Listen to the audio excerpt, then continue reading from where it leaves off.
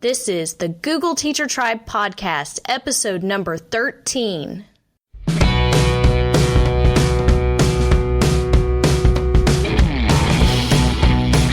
Welcome to the Google Teacher Tribe Podcast, your source for the latest news on Google for education, tips, tricks, and teaching ideas you can use in class tomorrow.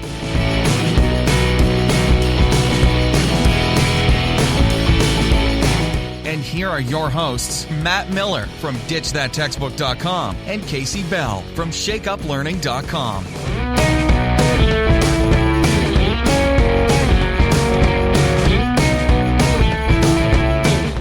Hey, Tribe. So you may not know this, but Matt and I are usually recording at least a few days, if not a few weeks ahead of the release date. So we sort of missed April Fools along the way. And if you didn't know this, Google is one to watch around April Fool's Day. They are known for putting out some hilarious videos on YouTube. Various offices across the globe will put these out. And I actually keep a playlist of these on YouTube. I use them all the time in training and in other types of settings here. But I have, I think, 36 on this list now. But Matt, have you seen the one that was really big this year, introducing Google Gnome? Yeah, I just watched that just a little bit ago. It was hilarious. It is so funny. So if you're familiar with Google Home, they put a little spin on it, dressed up Google Home like a gnome, like a garden gnome, and they put it outside so that you could use your Google Home to turn on the garden hose and to do different things. And it's pretty entertaining, but we're putting a link in the show notes to the YouTube playlist. So like I said, there's 36 videos on here. These are great, of course, to break up training, to get people laughing. But they're also, I think some of these make great writing prompts in the classroom. I would love to use these with students and get their take. And sometimes I even play some of these and try to figure out if the audience knows this is fake. Because some of these seem really legit ideas. Like, I use these all the time. Like there's Google Cardboard Plastic, introducing dial-up mode, the idea of bringing dial-up technology back. So there's all kinds of fun ideas in here. And I just thought that would be fun to share since we sort of missed April Fools. Yeah, one of my favorite ones in there is, I think it's called Gmail Motion, where it's supposed to use your camera and you do all these gestures with your arms, and it's just ridiculous. It's hilarious. So yeah, good stuff. And as far as Google Gnome goes, I'm just waiting for the moment when I can buy a little hat and a little blue jacket to put on my Google Home and dress him up like a gnome. Oh, I was picturing you in the Google Gnome outfit. Oh, ooh, okay. Yeah, we could totally do that too. Yeah, I'm game for that. All right, I want pictures. Yeah, there you go. All right, so anyway, in today's episode, we've got lots of really cool stuff to share with you. We're going to be talking with Shaelynn Farnsworth, and when it comes to literacy and reading and writing, and when it merges with technology, Shaelynn is somebody to listen to. She's been right in the middle of all of that and has all sorts of innovative ideas. So today we get to pick her brain about that and come away with some really good stuff. We, of course, have news and updates, including a new little app that was released by Google. And we've got some news about the Google Innovator Academy, if you're interested in applying for that. We have some feedback from a listener and, of course, a couple of blog posts. You ready to go, Casey? Let's do it. So as Matt mentioned, we have some exciting news about the Google Innovator Academies. And in case you haven't noticed, that has been a big influence on our careers. And I don't think this podcast would exist if Matt and I hadn't gone to the Google Teacher Academy together and connected with some amazing educators, one of which from our academy is also our guest today. Shaelynn was also part of our Google Teacher Academy, which is now morphed into the wonderful Innovator program. And so I've linked in the show notes to an article on the Keyword blog about how 3 teachers turn classroom inspiration into action through the Google Certified Innovator program. And this is really just a good informational Q&A to help you understand more about the program and the projects that they are now doing that are connected to the Innovator Academy, which, by the way, the Google Teacher Tribe podcast is an Innovator project as well. So lots of great information. If you're curious and you've always wanted to become a Google Certified Innovator, definitely check out that article. And they have announced the Academy dates and locations. And so those are some exciting locations. So we've got Washington, D.C. in August, Sydney, Australia, later in August, then Stockholm, Sweden. And then we have the last one in December, which is in Brazil. So I'm a little bit jealous. I don't know about you, Matt, of some of these locations. Yes. I mean, I love Austin, but I live in Texas, so I really didn't get to travel too far. But so there are some really exciting places to attend these Innovator Academies. And if you have questions, we would be happy to help answer those too on Twitter, or leave us a comment on the GoogleTeacherTribe.com website. And you can find today's show notes at googleteachertribe.com/13. Now, Matt, tell us about this other new app that is sort of taking Twitter by storm at the moment. Oh, yeah, absolutely. Actually, to be totally honest, I don't know if I heard everything that you said because I was so busy playing with it over here while you were talking. Just Thanks, being Matt. honest. Yeah, being real.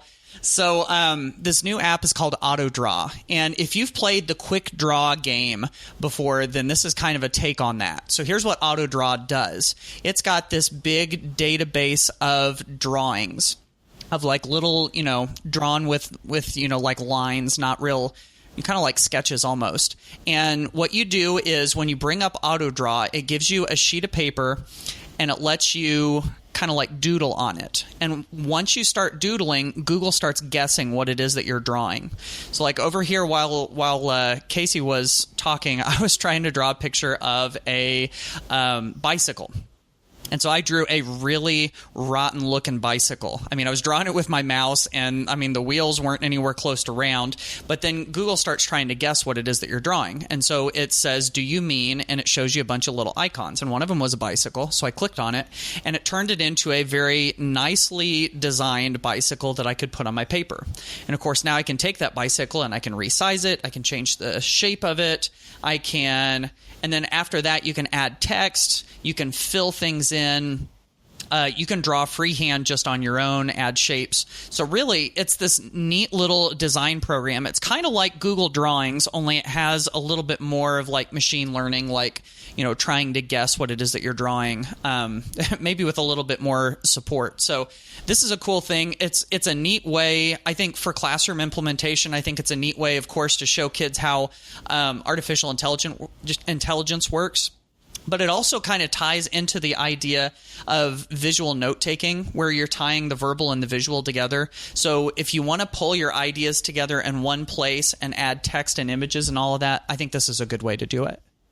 So this new Auto Draw app is particularly great for someone like me, Matt. I cannot draw to save my life. So I mean, my smiley faces need a little bit of work. So even when I try to draw a smiley face, it recognizes it and it will ask, do you mean? And then you can select from all of these awesome graphics to use there that are already pre-made. And I need that. I need that support. So this is using that special machine learning to figure out what you're trying to draw.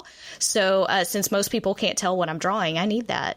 There you go. That's right. So for Casey and for me or for anybody else that wants to check that out, of course, the easiest way is to go to googleteachertribe.com/13. I'm super excited. Yes, I said it.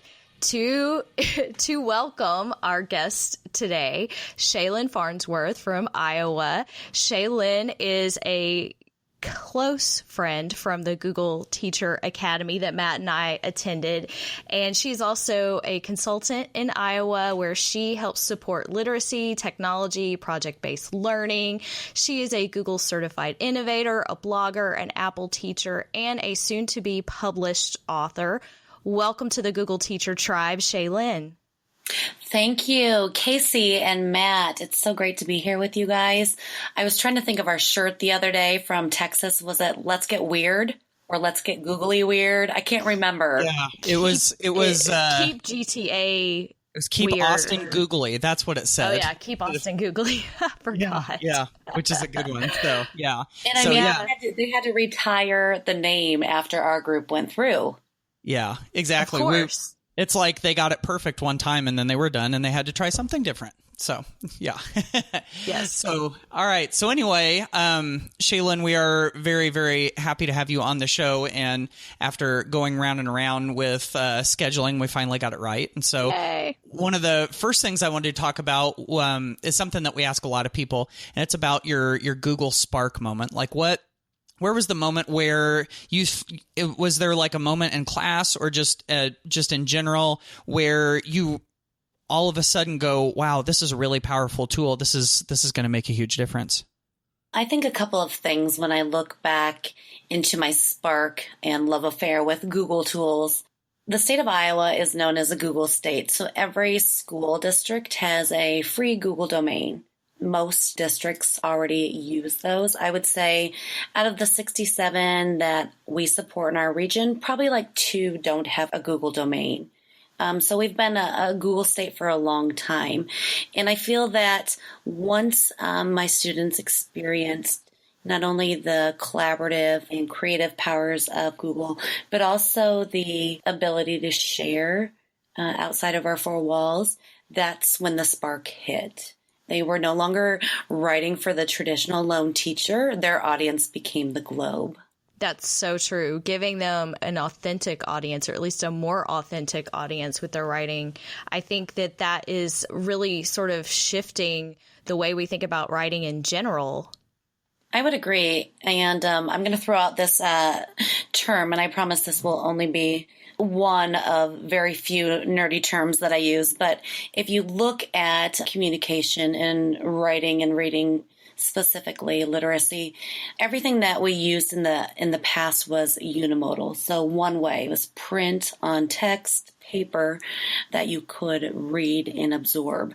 Now we live in a world where communication is multimodal. It changes not only the creation option, but also the publishing options for kids, and allows us as educators to consider what does it mean to communicate one's message through different modes, and how do we not only share how to consume those with kids, but how to create those as well.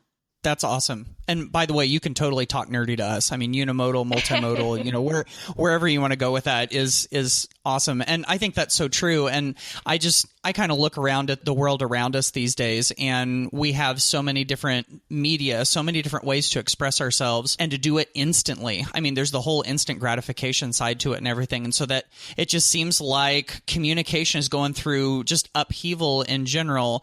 And it's got to be, I would think anyway, it's got to be so hard to keep up with that from a writing and literacy standpoint in the classroom. It can be difficult when you break the, let's say, mode down, for instance, YouTube and video creation. They still employ the same sort of strategies that any other sort of writing communication mode does. There's still a brainstorming, a pre-writing stage.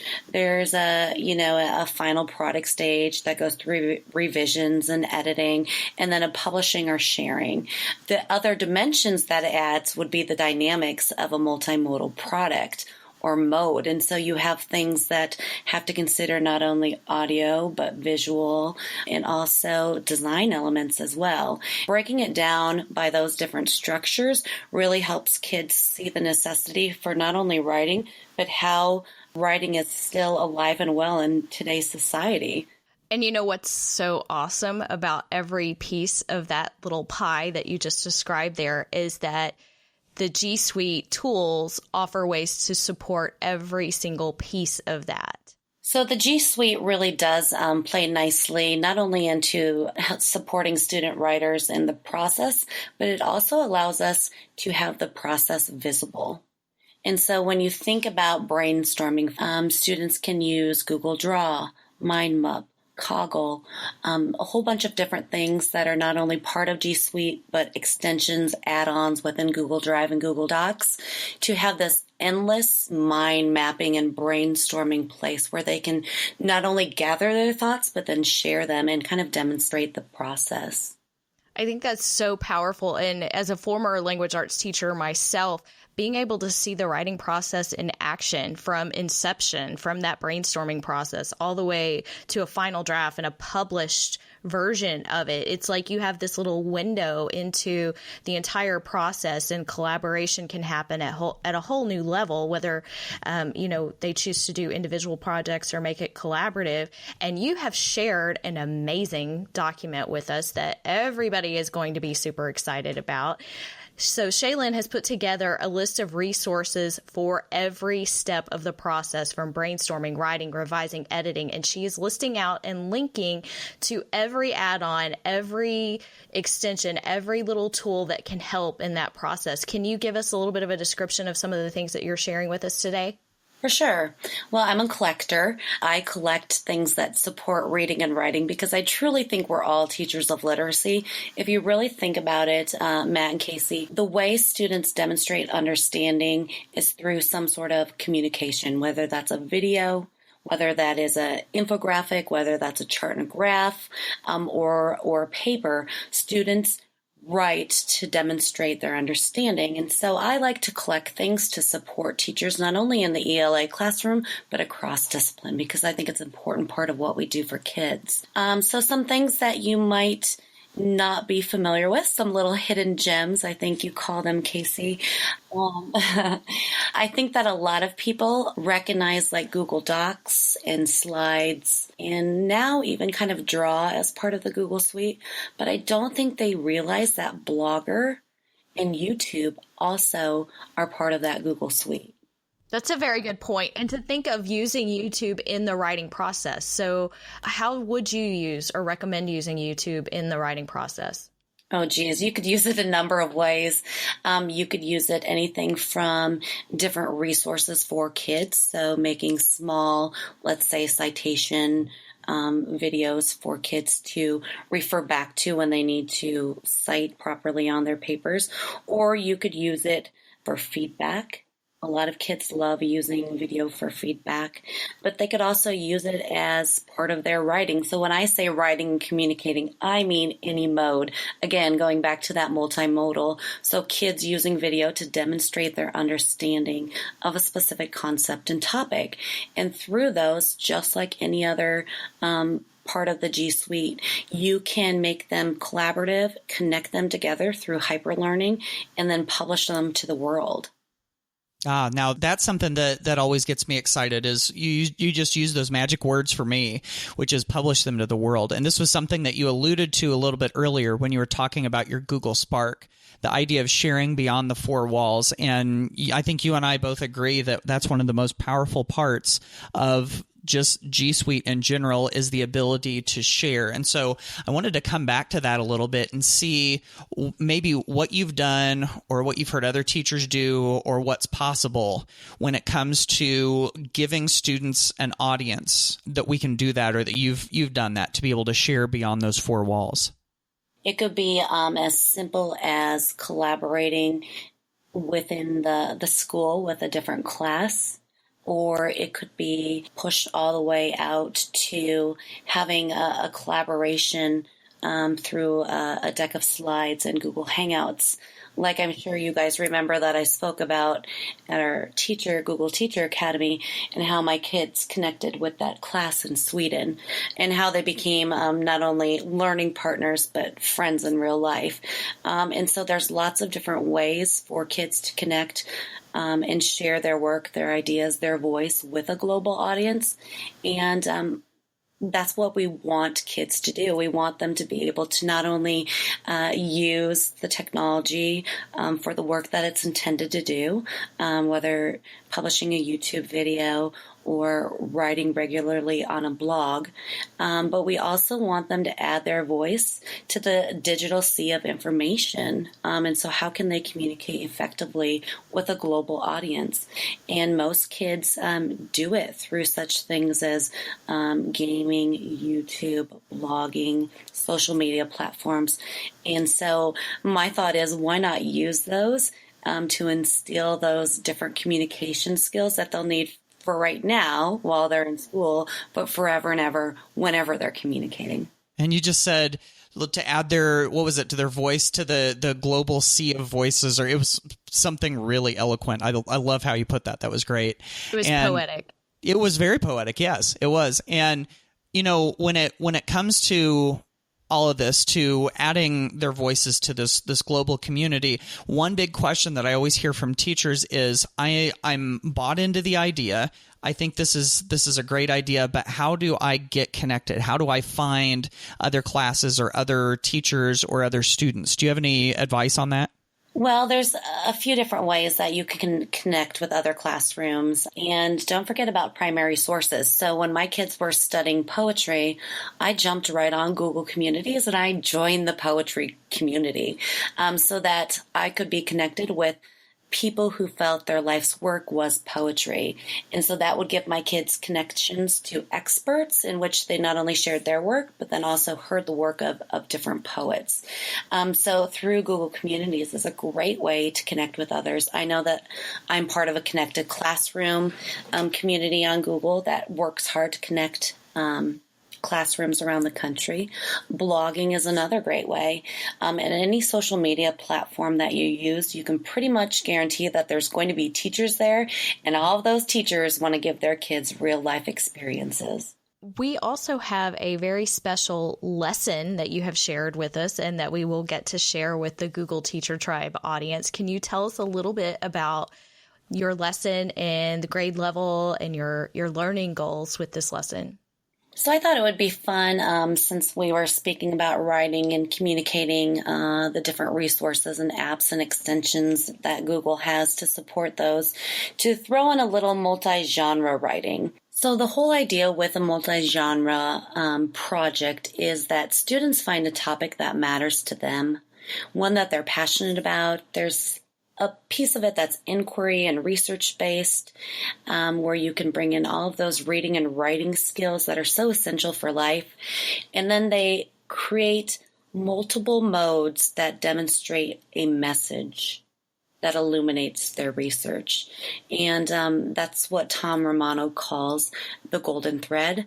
But then he also ends it with feedback instead of grading. And so it's a place for self-reflection on which mode they thought worked best, how they supported others. So it's just a whole great lesson design that he set up. And you can change it slightly to add that tech, because this was done before there was a lot of different tech options out there. And I like the kids to create anything from an infographic to a website to Pinterest boards to a blog. I love all of the ideas for your lesson, Shaelynn. I wish I had known you when I was still in the middle school classroom. I feel like I could have learned so much and shared so much, but I will continue to share the fabulous things that you are doing with all of the teachers that I work with now.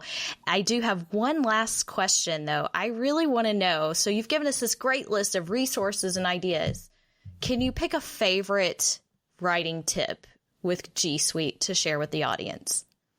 Can I give you two? Is that okay? Two? Yes, I'll let you cheat. You can give us two. So I think that first, when they took away the research tool in Google Docs, it upset quite a few people.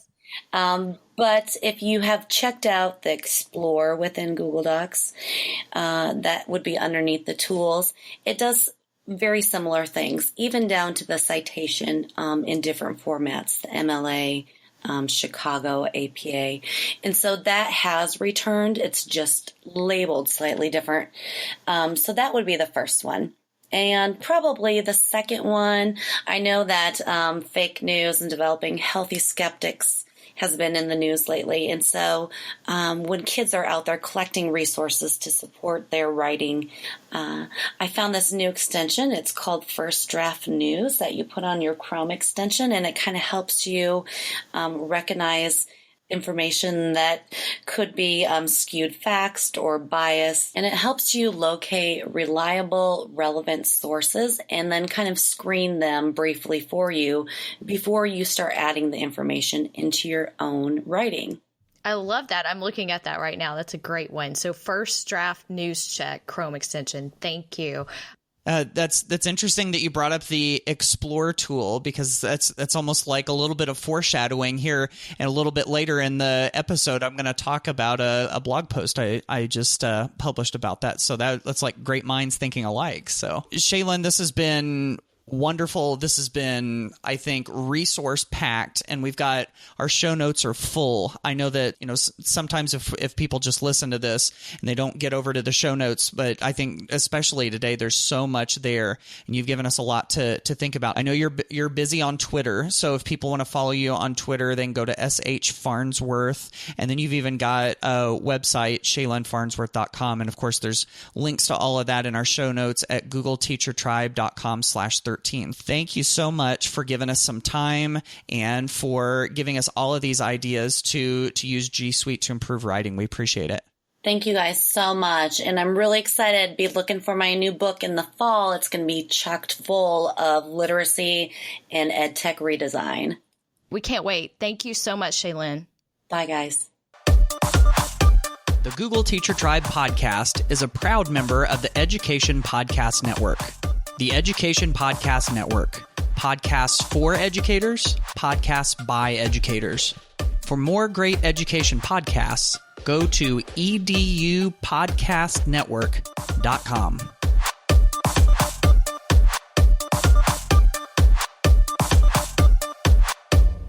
So in today's mailbag, instead of bringing up a new question, we're going to bring up an additional answer to something that we talked about recently. In episode 10, we talked about how when using Google Forms, if you want parents to submit files, because now you've got the file upload option, if you want parents to submit files and they're not on your Google domain, that poses a problem. And we talked about that a little bit. And a listener of ours named Eric Kurtz. Eric has a fantastic blog called Control-Alt-Achieve. You can find it at controlaltachieve.com. And so what Eric suggested is, what if you handle this problem a little bit differently? Instead of submitting files through a Google form like that, he suggested an add-on that you could use to Google Sheets that would accomplish a similar thing. And it's called the Save Emails and Attachments add-on. And so here's how Eric suggests this. He says, basically, instead of using a form, people would send an email to a specific address. He says, I suggest setting one up specifically for this purpose, like Dropbox at myschool.org or whatever your school's domain is. And emails sent to this address will trigger the add-on, and any attachments that are sent through that email are going to get saved into a Google Drive folder that you specify. So that way you could just email the attachments to that email address, and then they all get gathered together in a Google Drive folder. So that sounds like a pretty easy way to gather all of those attachments, I think. Yeah, I think that's a great little workaround. Of course, Eric is a great resource and always has some fun tips and tricks to share. So I think that add-on might do what some people need it to do in terms of collecting that outside paperwork. Yeah, and we're all about our workarounds, aren't we? Absolutely. Make it work. And so regarding this question, or I guess this answer, or any other question that we come up with, if you've got another way to do what we're talking about, if you have another answer to one of our questions or to anything that we talk about on the show, remember, you can always go to our show notes and leave us a comment. And that's probably the best place for us to be able to collect all of those other things. And if you're looking for alternative answers, then maybe somebody in the tribe has already answered it, and you can go check it out on our show notes. So again, our show notes for this episode happen to be googleteachertribe.com/13. We have some fun things to share from our blogs, as always, from our own blogs and from other blogs and our favorite podcasts, etc. We always have some great resources. So I mentioned this in the last episode, but I want to make sure that everybody knows that the Google Certified Trainer VIP course is open. So it opened on April 11th and it will close on May 21st. So you have a very short window to actually get into this course and start working towards becoming a Google certified trainer. So if that interests you, please check out the link to my blog or go to becomeagoogletrainer.com. And I highly recommend that you read the information on that site and watch the videos because there are a lot of questions. First of all, this is not about certified educator level 1 and level 2. I'm working on those. Hang on, those are coming. But if you're ready to move on to trainer, this is the one for you. So be sure that you check that out. I believe Matt even makes a special appearance on the Become a Google Trainer website. Right. And I think he called me the cat's pajamas. I'm not sure. Was that right? And the bee's knees. And the bee's knees, yes. Yep. So lots of testimonials and other things that you can check out there. But I just want to make sure that everybody gets a chance to check this out and become a VIP and get those special bonuses. So, Matt, what's been going on your blog? Well, speaking of all things Google, which we pretty much do on this show, I just recently published a post called Exploring Explore, how Google works for you and your students. And I hadn't gotten a chance to really dig deep into this Explore tool that was released not too terrible long ago. And so I took this opportunity to do it. And so I started looking into the ways that Explore helps us do things in docs and slides and sheets. And so that's the kind of thing that this is all about, like bringing research into your documents or having the Explore tool help suggest design for your slides pages, or having it analyze the data in your sheet and create some charts or answer some questions about it. And so this is a really helpful tool. It just sits right down in the corner of your Google Docs and slides and sheets. And after seeing it sit there, it kind of reminded me back to the old Microsoft Office days when you had the little paperclip down there. Do you remember that guy? I hated him. Yeah. I think there are some pretty nasty memes about him out on the web. I haven't started digging into that very much yet. But so anyway, this is the much less obtrusive version of him that Google uses. And so it's pretty useful little tool. I can't believe you just made that comparison. Yeah, only this one is much, much better and not as annoying. So that's where I'm trying to go with this anyway. Yes, you actually have to open Explore. It doesn't magically just pop up every 5 seconds to tell you to do something. Right. Yeah, exactly. So anyway, those are a couple of things that will hopefully help you kick your Google use, your G Suite use up to the next level.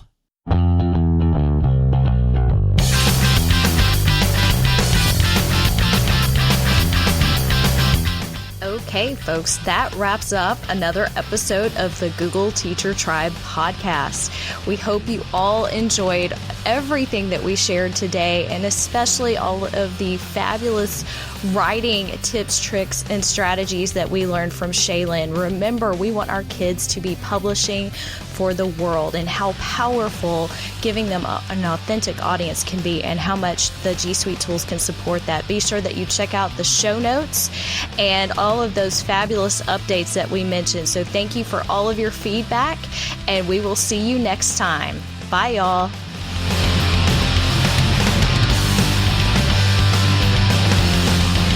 Thanks for listening to the Google Teacher Tribe podcast. Keep up with every new episode by subscribing on iTunes, Google Play, or Stitcher, and by visiting GoogleTeacherTribe.com. Get in on the conversation on Twitter by using the hashtag GTTribe. Until next time, keep harnessing the G Suite power, and may the Googles be with you.